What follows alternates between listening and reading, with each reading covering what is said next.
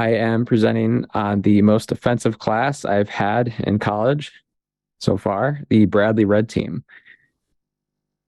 So, about myself, I am a graduate assistant to the Center for Cybersecurity.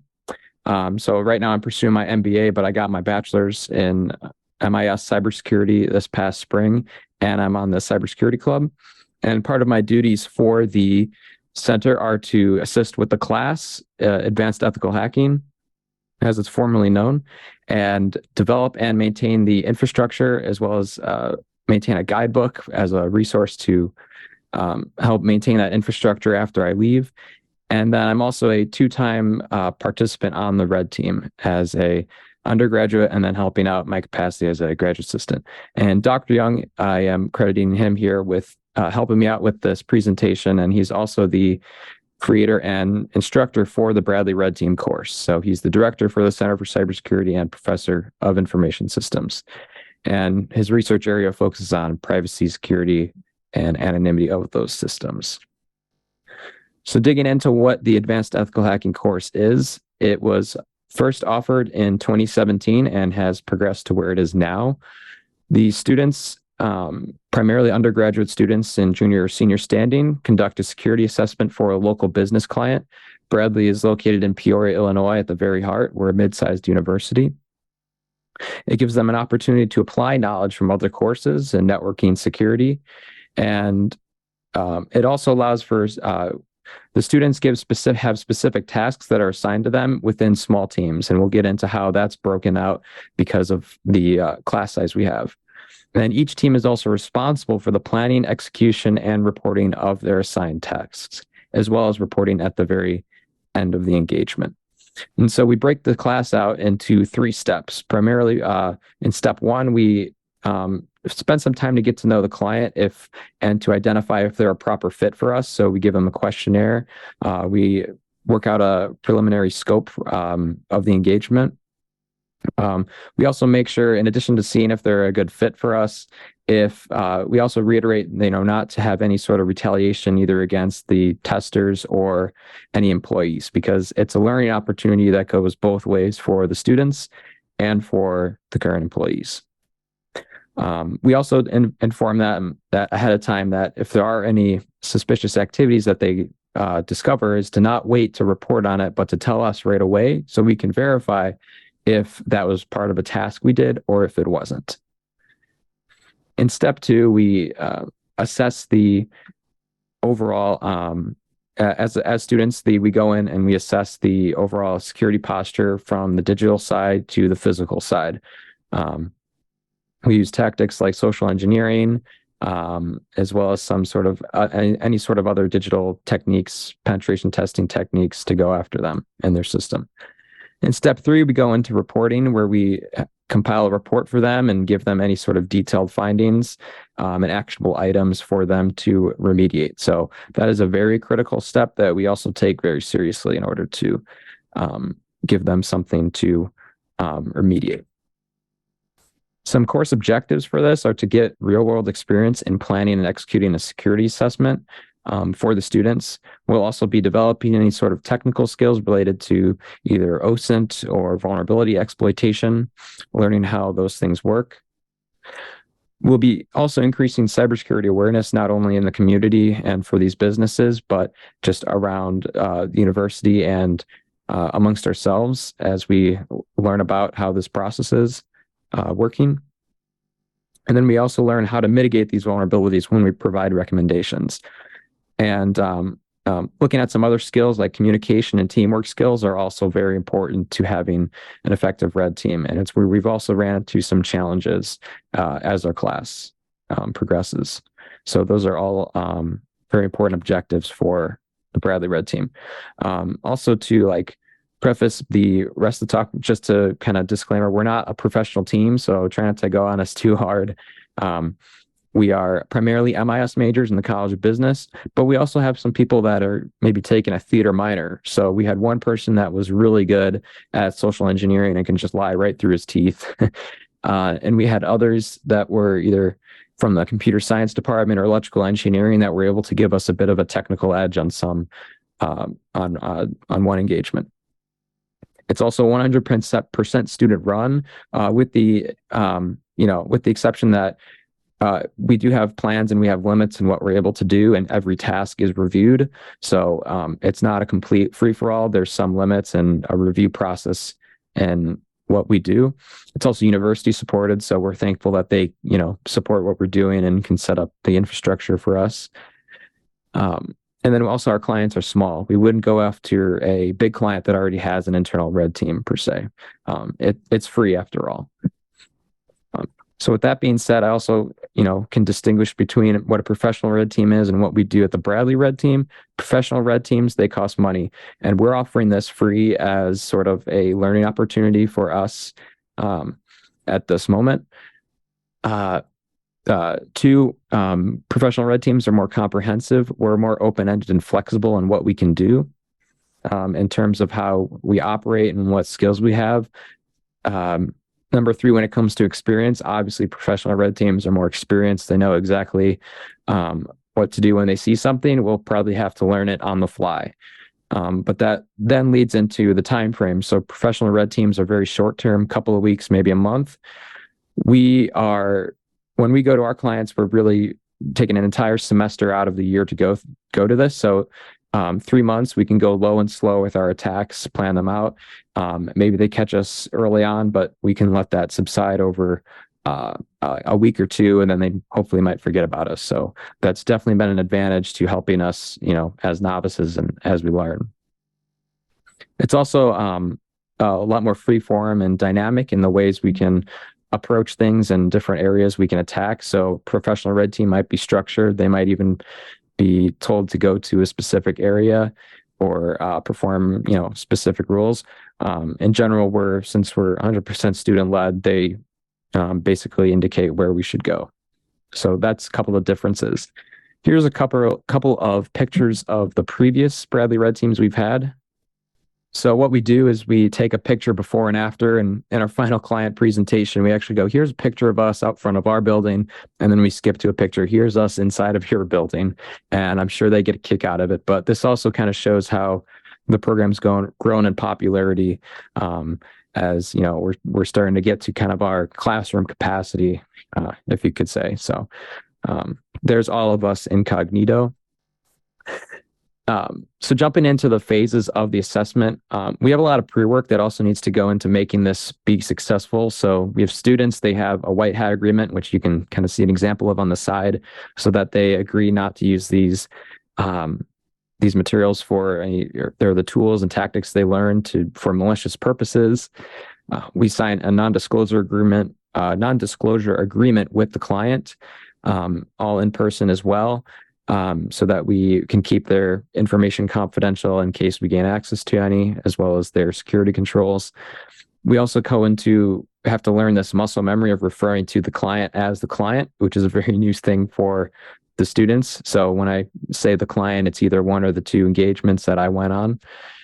And then next, we have a letter of authorization, which will define our scope. As soon as we get that and sign that, it's pretty much, it's off to the races. And we also remind students to be mindful of their workspaces, because we're not always going to be meeting and doing engagement activities in a classroom, which is controlled. You might be doing it in, say, a dorm room, apartment, a library, whatever. So we make sure we tell them to be mindful of any shoulder surfing, stuff like that, in order to, protect, client security and privacy, all that stuff. Into the planning phase, the first couple weeks of the class, we introduce people into the lab, what our capabilities are currently. We introduce them to the penetration testing execution standard, or the PTES, which is what we use to format and lay out exactly what sort of tasks we might be doing, social engineering, information gathering, stuff like that. We also have the Pentest Plus book as a resource to also act as a guide for the class, because we need to have some sort of backbone for the students to go off of to run the engagement. So we assign quizzes along the way to make sure they're reading that. And then we also have assigned task teams, which are also aligned with the PTES, corporate, individual, physical, network, and web. This makes sure that we don't, we uncover every stone and make sure that each part of the business kind of gets an equal amount of attention from the red team, and people can join whatever their skills or interests are. And then as soon as we get on the ground running, we just perform OSINT and any sort of passive information gathering on the targets. Some focus areas that we've really highlighted in the past would be layer 8, the human layer. Social engineering has been very successful and using those sorts of tactics through in various means. I'll get into detail later, but that has been like our primary source of information and report writing, or at least from getting from step A to step B. OSINT is another great source for us. So a lot of the clients were kind of surprised what we can find that's just out on the web, either about the company, about themselves, stuff like that. And we have great resources like books and online materials to help with all of these areas. And physical and operational security are also things we test on the physical side, like building security. We look at maybe defense in depth, how that would apply to the business. Maybe they're working with very proprietary technology. So we look at that. We also have resources for that.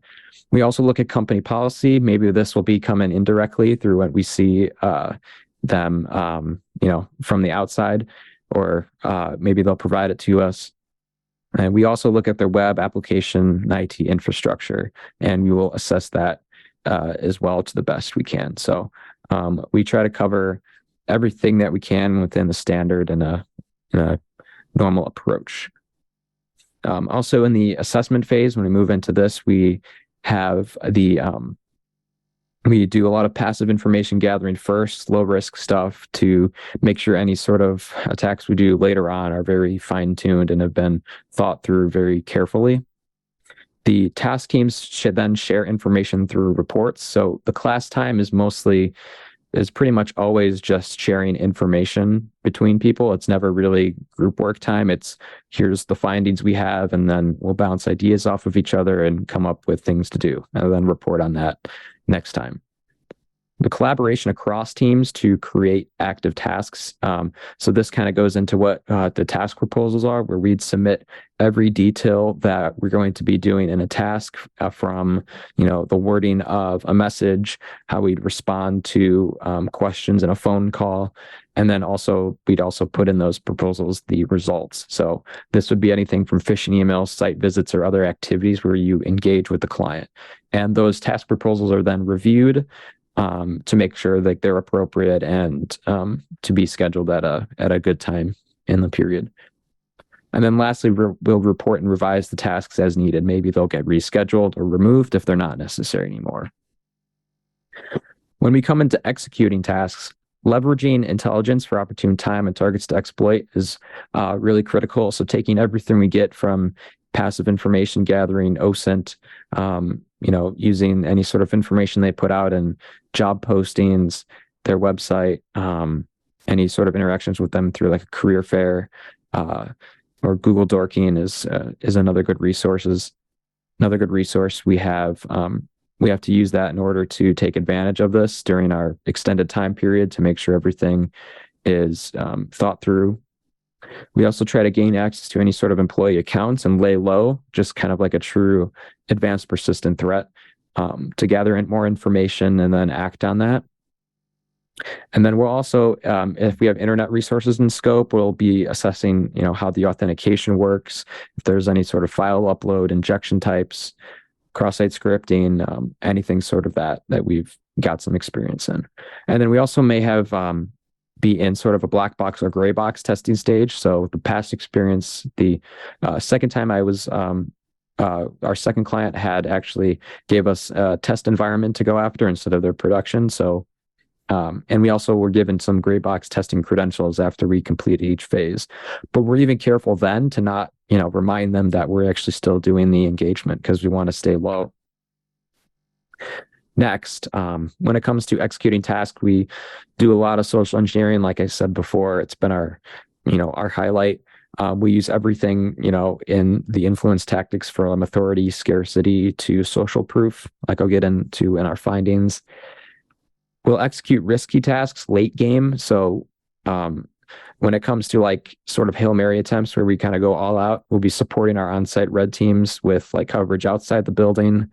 And the goal is to get everyone in the client's building at least once or on engagements to just, make sure everyone's having the experience that they can, because not a lot of them probably won't be going into red teams in the future, and this could be the only experience they get. So, getting everyone involved has been a significant point. So talking about the infrastructure, which is some of the areas that I've been tasked to work with, we utilize GoFish for phishing and sending any sort of phishing emails. So we've also customized it so it was less like kind of fingerprinted to look like GoFish. So changing email headers, how it sends the emails and stuff like that. But it gives a really good baseline, and the students had used it before in class to create phishing emails. So we use that. And we also have like a web proxy. So when we serve up these phishing websites with custom domains, either from our collection of pretty good ones that are mostly mundane to any sort of typo squatting domains that we can purchase for the engagement. And we can also let them age a little bit too with our 3 months of engagement time. We'll utilize that. We also have designated OSINT and Kali virtual machines for people to use. This again goes with protecting that client security and their data. If we can do our attacks from our own infrastructure, they can easily see that it's attributed to us and no one else when it's coming from our data, and we don't have any sort of client data on student machines. We also use scanners such as like Greenbone or the Greenbone Security Assistant, or any sort of other like open source scanners. Nothing too sophisticated, but they give us good leads on where to go from the start. And then for team collaboration, we'll use Wire Messenger because it's end-to-end encrypted and a lot better than kind of just some of the base stuff that the school would provide us. So the last stage of the assessment would be the reporting stage, where we give them a 100+ page report combined with everything that we've been able to find in our task proposals. We combine everything that we see in there.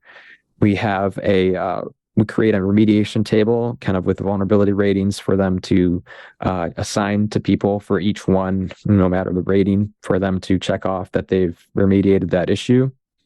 And in the final presentation, we'll have like a Q&A where we can learn both ways. Either we'll ask, why didn't this, why weren't these phishing emails going through? Or maybe they're asking us, something that we didn't think of before. And then we'll be able to deliver these documents in a secure manner through like a USB drop or something.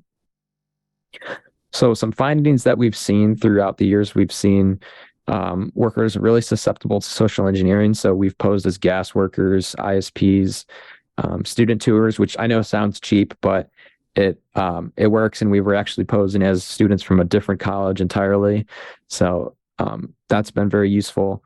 A confused DoorDash employee, neighbors, and just employees themselves were just a couple to policies or lack thereof. We can kind of infer if they have clean desk policies or not when you see written down passwords and stuff, or just password policies. We'll include advice on how to go remediate that, maybe update them, and resources on where they should look to develop good policies, as well as the enforcement mechanisms for those policies.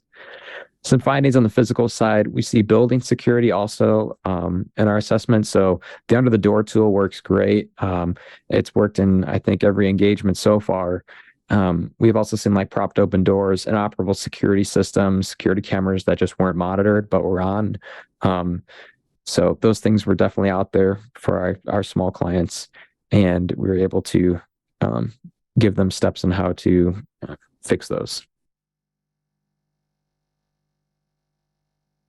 On the digital side of things, phishing and spam detection has gotten better over time, especially since 2017 when the program started.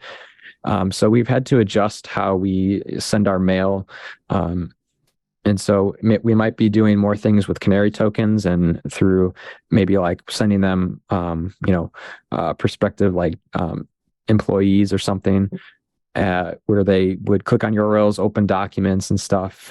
We also do like flash drive drops to see if they navigate to a directory or something. And we'll be able to include this because as ethical hackers, we're not going to be, we know we can perform malicious tasks or that actual threat actors can perform malicious tasks.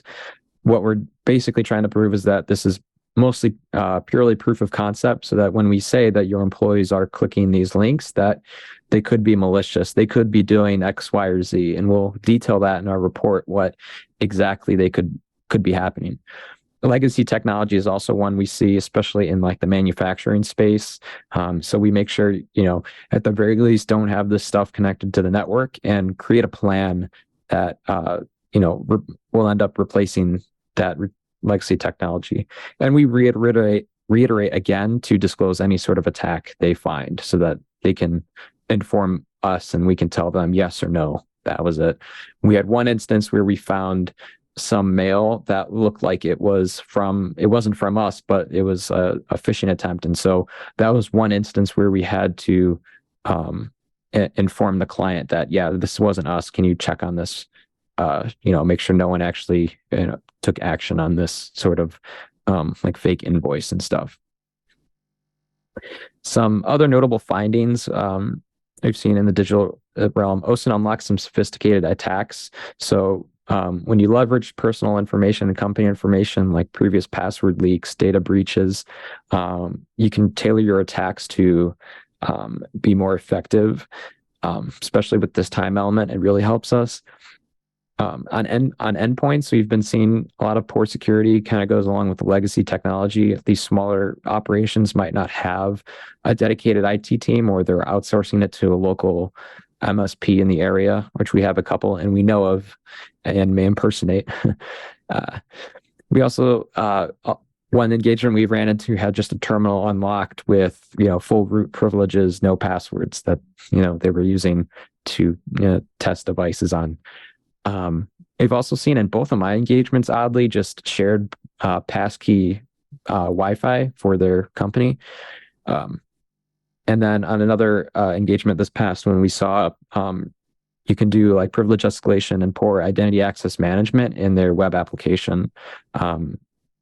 We logged in with some test credentials on a sticky note, and you can basically add with just member privileges, and you can add administrators to the organization from that, and you can then delete members and then just not log in again. So we have to report on those findings.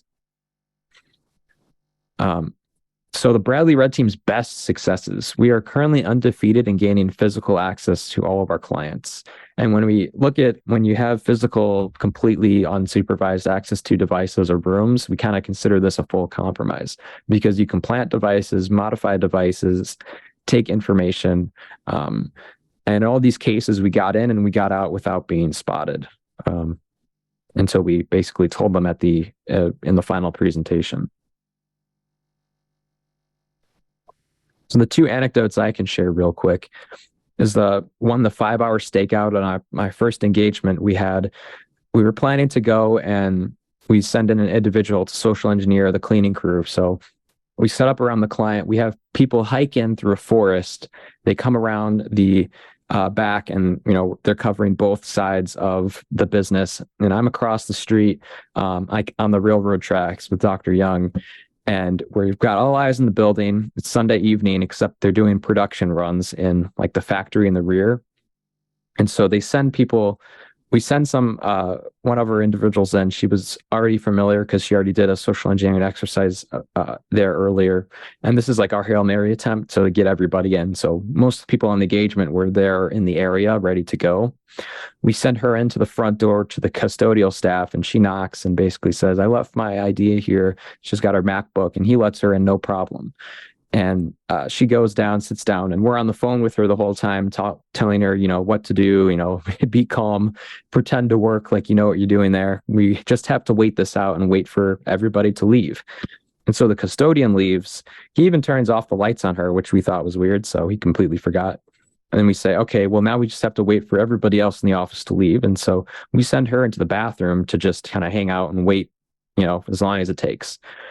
And then like an hour goes by, she still hears people outside, like playing a game or something. And then another hour goes by, and we still see activity outside. There's cars coming and going. They're loading like trucks and stuff. Another hour goes by. So she's been waiting in the bathroom for 3 hours as we've been, trying to, find a good time to go in. So then at 11 p.m., we're just like, screw it.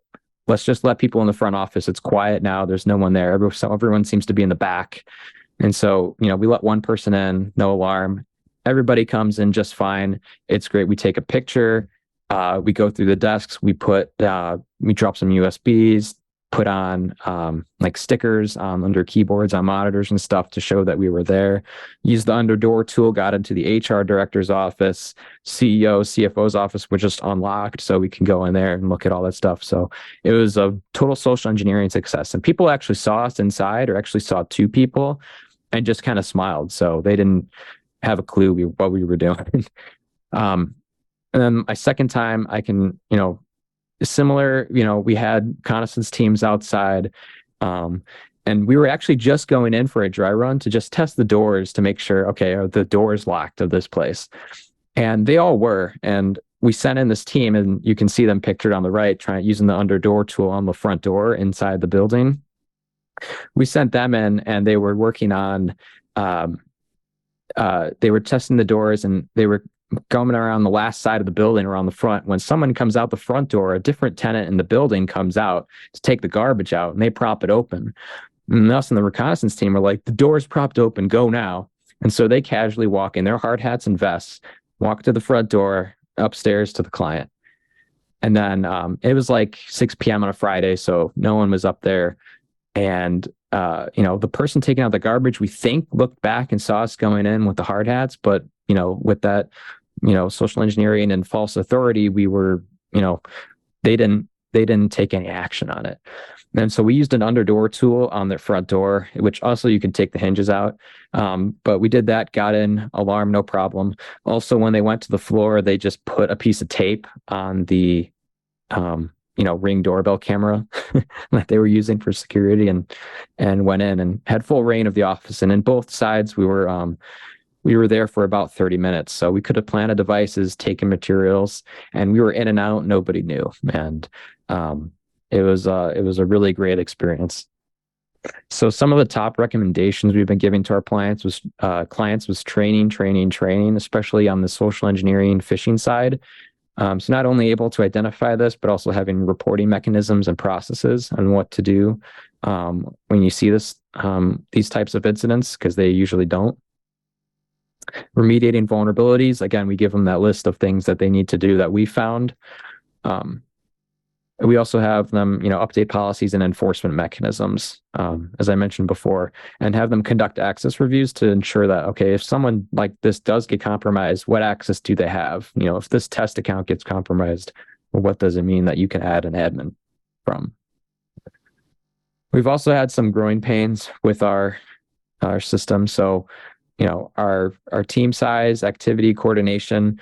When we get to 26 people, it's really hard to do stuff. So I'm running out of time here, but we're looking at maybe expanding the class to maybe doing 2 sections or both 2 times a year, because right now we're 1, as well as technology changes making it harder for us. But on the technical side, we're looking to fix that. We're going to have improvements to our web proxy.